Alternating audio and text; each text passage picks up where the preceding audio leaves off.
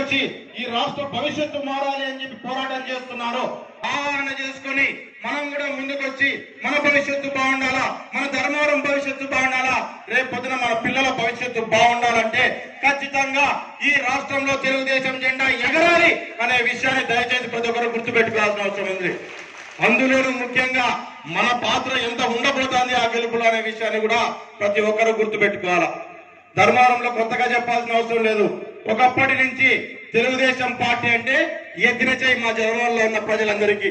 తెలుగుదేశం పార్టీని ఎప్పుడు ఒక సైనికుల్లా కాపాడుకుంటూ మీరు ముందుకు తీసుకొచ్చిన ఒక చరిత్ర కలిగిన కార్యకర్తలు ఉన్న ఈ నియోజకవర్గం. అటువంటి నియోజకవర్గంలో మరొక్కసారి తెలుగుదేశం జెండా ఎగరడానికి మీ అందరి సహకార సహాయ సహకారాలు కావాలని మనందరినీ పేరు పేరున కోరుకుంటూ, ఇంకా సమయాభావం తక్కువగా ఉంది కాబట్టి మన చేనేతల గురించి, మన చేనేత రంగంలో మనం పడుతున్న ఇబ్బందుల గురించి భువనేశ్వర్ గారు వాస్తవంగా చెప్పాలంటే మనకంటే ఎక్కువగా తెలుసుకొని ఉన్నారు. మనకంటే ఎక్కువగా మీరందరూ ఆశీస్సులు ఇచ్చి బ్రహ్మాండమైన ఒక పాదయాత్ర నడిపి ఒక కొత్త ఉత్సాహంతో ధర్మవరంలో నుంచి మనము మన నారా లోకేష్ గారిని మనం బయటికి పంపించుకోగలిగాము.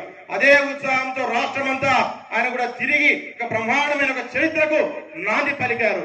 కాబట్టి నేను ఆ హై పిచ్ స్పీచ్ నేను ఎప్పుడు ఇవ్వలేదు. రాజకీయాలుగా కానీ ఏమన్నా కానీ ఏదన్నా నేను మాట్లాడితే నా మనసుకి ఏది తోస్తే అది మాట్లాడతాను.